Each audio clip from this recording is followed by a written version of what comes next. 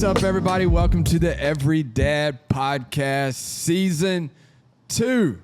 I know we're a couple episodes in, but man, it's always good to get together to talk about being dads, what it means to be intentional about being dads and being husbands. So, how's it going? How do you sit so much higher than I do? Man, I don't know, dude. I think I'm a little taller than you. How tall are you? I was thinking the same thing. How tall are you? How do you do that? I'm 5'11".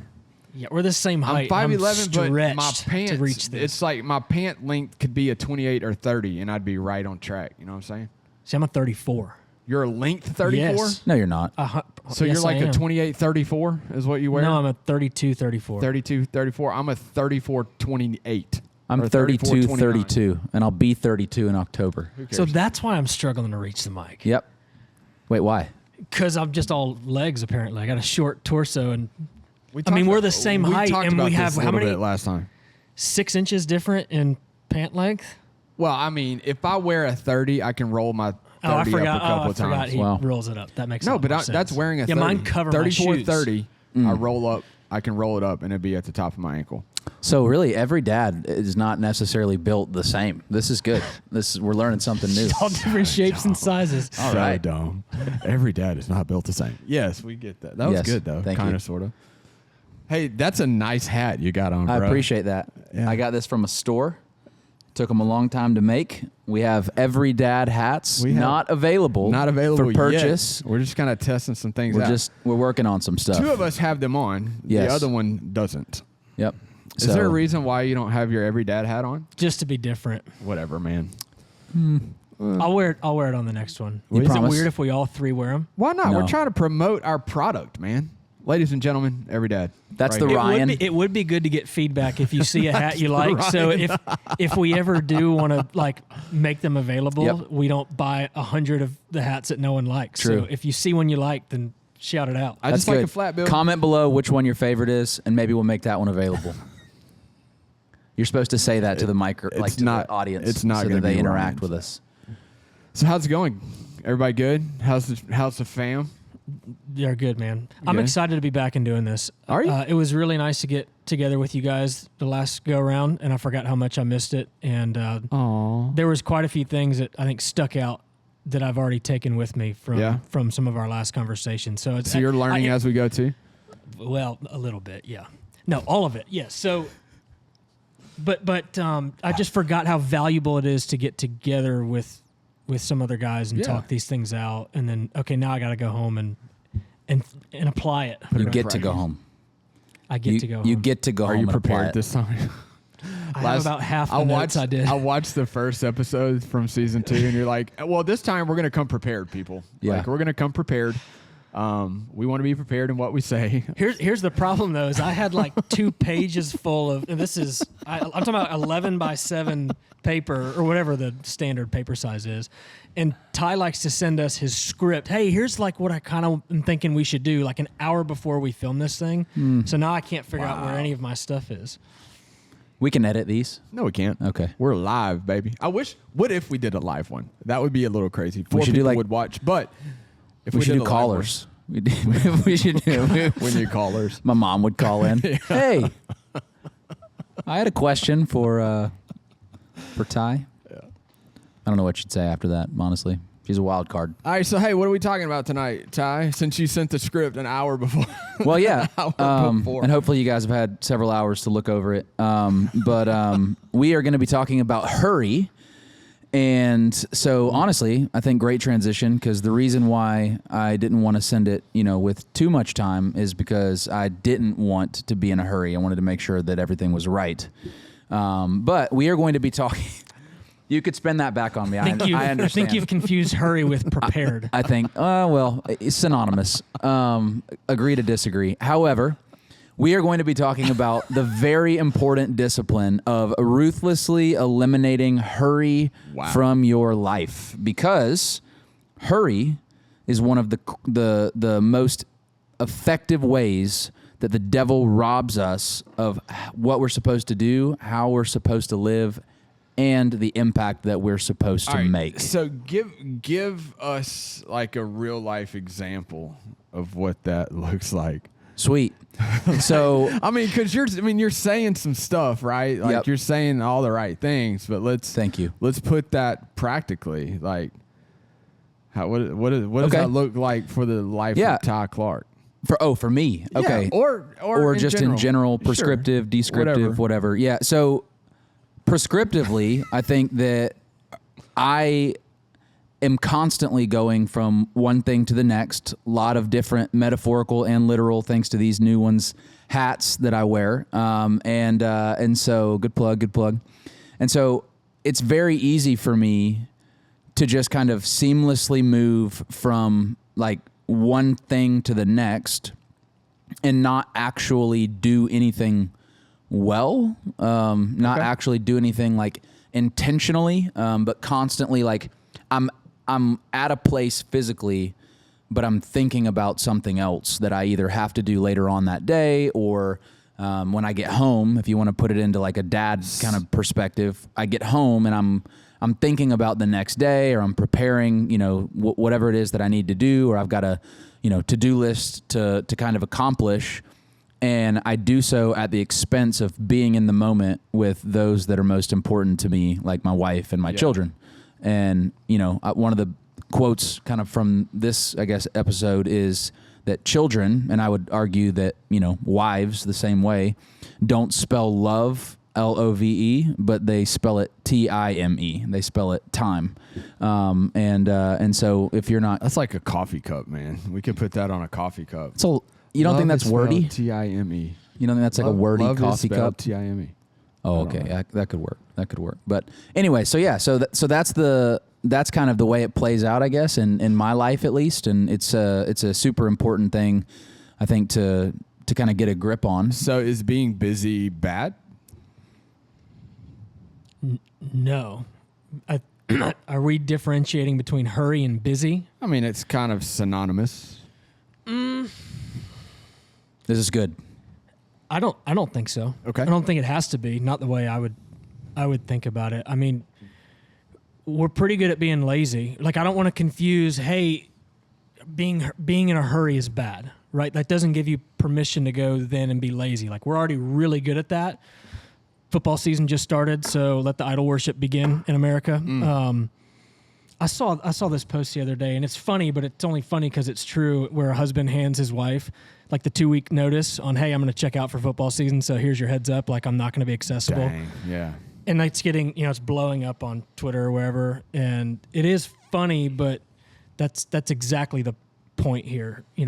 Like, we've already got the lazy thing down. So, work is encouraged throughout Scripture, which I think we're always going to come back to.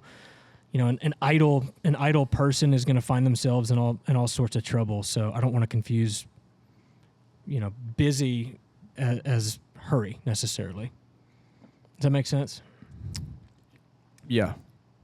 So I guess what you're getting at, like, and we're all kind of reading a book together, and one of the things that it says is, like, whenever we're in that moment of hurry, and we're thinking about something else, right? Like, if we're at home and our mind is constantly just shifting from one thing to the other, like, we're thinking about what meeting we have tomorrow, or we're thinking about what strategy that we're trying to, put into place at work, or we're thinking about something that we are going to do with the family. Like, the mind's hurried, like we're hurrying up and moving from dinner to bedtime, from bedtime to, all right, getting ready for tomorrow. We wake up, hurry in the morning, and, like, we got to hurry and get the kids. We got to hurry and sit in traffic. Then once we get to the office, we got to hurry and do, like, there is this moment of where nothing kind of slows down, and we're not taking the time, we're not taking the moments. And, one of the things that this thing kind of highlighted is, sometimes when we're in that mode of go, then our family tends to get the leftovers of our day. And I guess that's kind of what you're talking about is, we don't want to get to the point where everything is so urgent that we miss some of the little things, at home. Yeah. Yeah, I mean, going back to the conversation of busyness, hurried, like, are they synonymous? Or are they not? I mean, I think that maybe just like for point of clarity, I think that productivity is good. I mean, we've been, like, I think that maybe productivity instead of the word busy, like, culture pushes that, celebrates, productivity. I mean, almost everything that is marketed now is to, in some way, help us as a people become more productive, whether it's in our hobbies or in our work or, even in our relationships, right? I mean, I think that's because that's what we desire. I mean, we want to be productive in the things that we do. I do think that busyness can be bad. I think that just having a lot of things on your plate or on your schedule for the sake of having a lot of things on your schedule, I don't think that's, necessary. I don't think that's healthy even. I think that leads to what, unfortunately, a lot of dads face, which is kind of that sense of burnout. And, when you get burnt out, you're not able to live from, a productivity, but you're more so doing it from a reactivity. I don't know if that's a thing, but being reactive versus, proactive. And I think that's the problem. That's what I'm saying. So like, I'll give you it's the funniest thing in the world, but like last night, smallest example, I was trying to set, and I think most guys that are trying to live a productive life probably have some form of like, okay, in the morning, I'm going to set my clothes out the night before, or I'm going to do some version of like preparing as much as I possibly can. By the way, did y'all know that somebody's not going to know this and they're going to like have their lives changed. Did y'all know that you can write a text message and then click send later? Mm-hmm. And you can schedule that out? Yeah. All right. Well, that's good. And did you know that? I didn't. I know you can do it with email. Yeah. So you can write a text message. So like I'll write my text messages out and then I'll click send later and I'll schedule those for like 9 a.m. the next morning. Is that why when I text you, it says read, but 3 hours later you text me back because you scheduled it for 3 hours later? It's possible. I would like to think I'm more intentional than that, but maybe. I don't Just messing with you. But I set my day up, and so we like to do those kinds of things. So like last night, for example, I did not want to take the time that was necessary to sit at the little like, I don't know, the water filler up station in my refrigerator and fill up like this big gallon water jug that I had, because in my mind I was like, well, this is just going to take forever because it's this small little trickle of water, but it's going to help me tomorrow, but I'm not going to do it. And so it's just crazy. Like even that, I mean, that I timed it last night and it took less than a minute, but mentally I was like, this is too much. Like I have so much other things that I need to do that are way more important than this, which I didn't, by the way, but that's the way that we've become, I think, wired. And it's kind of this slow fade of, man, I'm not going to do the things that are slow. I'm not going to do the things that do take time. And I think very, seldom do we ever make this intentionally, but it happens as cause and effect, that the things that take the most time, like love takes time. Like you can't nurture anything without time. That's why we see so many different examples in the Bible of gardening, right? Like, relationships, when Jesus is talking a lot about, he talks a ton about agriculture, because there's no way to speed up the process of seeing fruit. It takes years to develop that and to water it. It's not workless. You're working very diligently towards that in order to ever see the fruit of that, but it takes time and it's slow. And I think the issue is that hurried people don't have time to give. And so if you don't take the time to eliminate hurry so that you have time that you can give, and then you don't take the intentional step to take that time that you've made through productivity or whatever it is, and then invest that in your relationships, then maybe don't be surprised when you don't experience fruit. Yeah. That's maybe the core of the conversation. Love and hurry are sort of fundamentally incompatible, right? What's the verse that's basically said at every wedding, 1 Corinthians 13 something, when it's basically giving the definition of love, right? It starts with love is patient. So that you can't have the two, together. It does take time. Yeah. The way I'll label it, like, as I was looking at some of this, the thing I'll say is, like, we're kind of for me, I'm not going to label this for everybody else, but I kind of get in this progressive monotony, right? Like where the monotony of my hurried day, because looking back, and if I was to do some self-examination, like there's moments that, I'm hurried in a lot of stuff. Like, for instance, today I got home at 5:30, turned around and left at 6:15. And I had a small window to talk with my wife. My kid came downstairs to grab some food as I was walking out of the door. So I'm like, and I didn't even get to see one of my other kids because he's not home from work yet. So like there was this, I had a few moments to, have this conversation. So in this whole hurry thing, like you start to kind of catalog, and I know that you've done like a time budget before. Like you start to really look at where you're putting your time, right? And I'm sure at some point that slowed you down.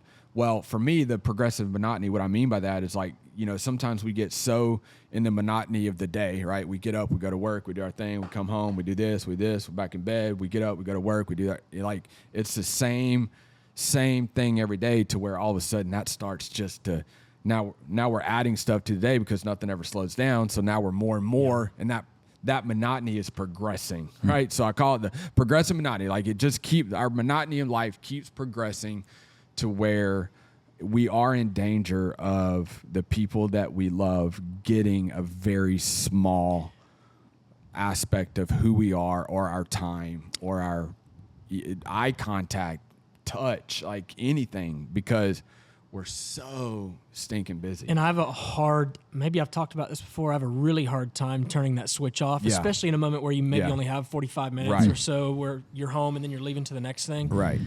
You're already thinking about that next thing, as opposed to let me turn the switch off, be as present as I possibly can, and I'll deal with that when I get there. Yeah. The other thing I guess I've realized is you got to learn to say no to certain things. It's good. Yeah. To like if this thing is progressing and you feel like you're doing the same things over and over, so let me add one more, and over time, like you said, it just you're overflowing. You don't have anything else, but. Trying to figure out what the proper things to say no to can be a challenge. Well, and one of the things highlighted in the book that we're reading is like the kids don't care about our to-do list. Yeah. Right?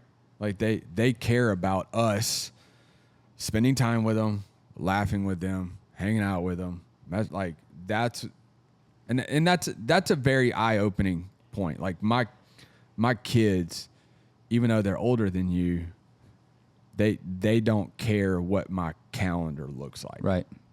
They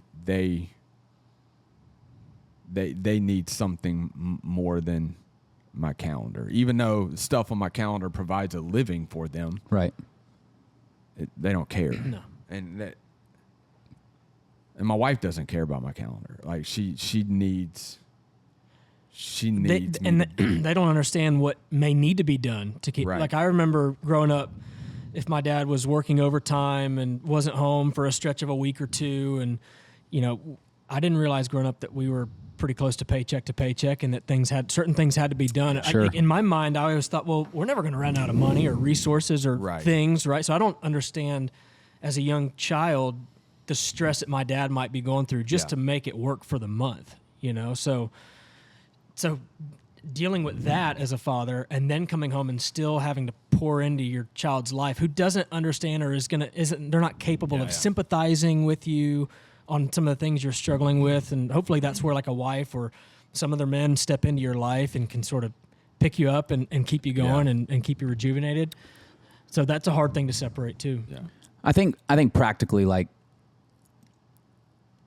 for young, maybe dads that are listening to this that have young kids, when's the last time that you haven't rushed through the bedtime routine, right? Because all you want at the end of a long day, right, is you want that couple minutes of just, vegging out or relaxing where, nobody's asking you for something, right? And it's kind of this like, maybe this like balance between, I know I need to go to bed to be more productive and, be more rested up for the next day. But at the same time, it also feels nice just to sit for 45 minutes and not have somebody want something or need something or cry, at my direction. And so there's this kind of balance that we live in.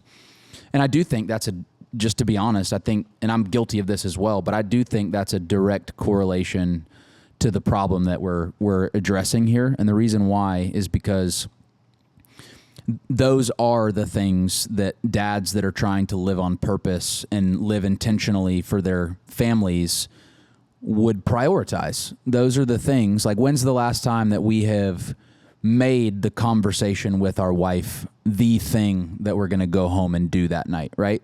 Like that, hey, how was your day? Like, rather than going through the motions on that conversation, prioritizing my evening to actually answer that question, to actually walk through exactly how my day was, and to give her an opportunity to ask, those questions, and to then ask, like, hey, how was your day?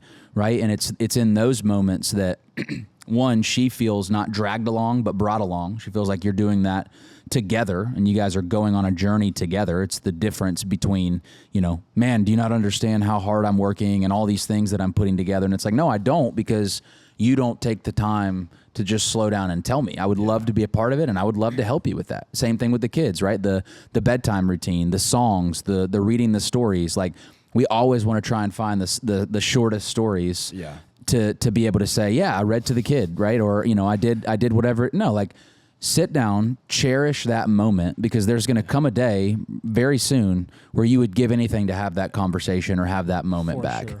And and we're there. Like, I mean, our kids are busy, and they don't want to sit and snuggle on the couch with mom and dad. You know what I'm saying? I'm a very simple man. All right, I'm not the most intelligent guy in the world, but I'm very, very simple. And I look at some of the things in Scripture, and Scripture compares our relationship with God and like a marriage, right? And so if I take that practically, and I know you're moving towards the practical, right? Slowing down. What does that mean? Not being hurried, because when we're hurried, so many things can happen. So for me, like, when I think about slowing down, I'm starting to think about this correlation between my, the relationship with my wife versus the relationship with God. Like, in the moments that I slow down with my family, and I have intentional time with them, I talk with them, I get to know about what's going on in their day. I've let them know, especially my wife, I let her know what I'm thinking or what I'm going through, or the word that guys don't like to talk about. I let her know what I'm feeling, right? In those moments, the more that I do that, like, the more that I can slow down and just have conversation with my kid, it's amazing, because I find out more about them. Yeah. Right? It's amazing how that works. I find out more about them, right? And in turn, the byproduct of that is the relationship is better, because I've spent, and I know that's super simple, but again, I'm a simple man, right? The more time I've spent with them intentionally in conversation, listening, knowing who they are, finding out what's going on, the better the relationship. Same thing with God. Like, the more time we spend with Heavenly Father, the creator of the universe, the more time we listen and spend time with him and get to know him through his word, the better that relationship is. Same thing with families. And again, like, I know that's a very simple thing, but when we slow down and not give our kids the leftovers, not give our wife the leftovers, we slow down and just appreciate that moment that God's given us with our families. It really does make that relationship better. And it'll make the solitude, the opportunities you have to be alone. I would imagine if you're really intentional about being in that moment and cherishing that moment and fostering that relationship, then it does make the opportunities you have to be alone or to find some solitude or get out on your own, it makes it that much more valuable. It's like to have that contrast. But if you're just sitting in this sort of in-between area where you're always thinking about everything at once, and sometimes you're kind of with your family and sometimes you're kind of alone, but the second I get alone and I'm praying or I'm out fishing by myself and no distractions until my phone rings and now I'm distracted again. Yeah. So just to have that contrast, and is important, and that's what keeps you in that moment, right? Yeah. And it makes all the other, it makes all those other times more valuable. Yeah. So would you say you're a hurried person? I would say 100%. I would say this is a big one for me. This is one that I struggle with. Would you say you're a hurried person? Yeah, for sure. Yeah. So, like, recently, maybe not always. It's honestly sort of, I think I've always valued, like, the work ethic part of it, but I feel way more hurried in my life now than I've ever been, for sure. Yeah. No, and I get it. And I think that's, so going back to our original strategy of why we do this, like, I think it's good just to be able to go, all right, here's where we are. It's real. Like, we're on the struggle bus with everybody else when it comes to this, but, you know, here's some things that we can do, maybe that we haven't done the greatest at. But, you know, if you're watching or listening, like, understand, like, we're in it with you. And, you know, we are trying to learn to slow down and really appreciate those moments with the Lord, appreciate those moments with our family.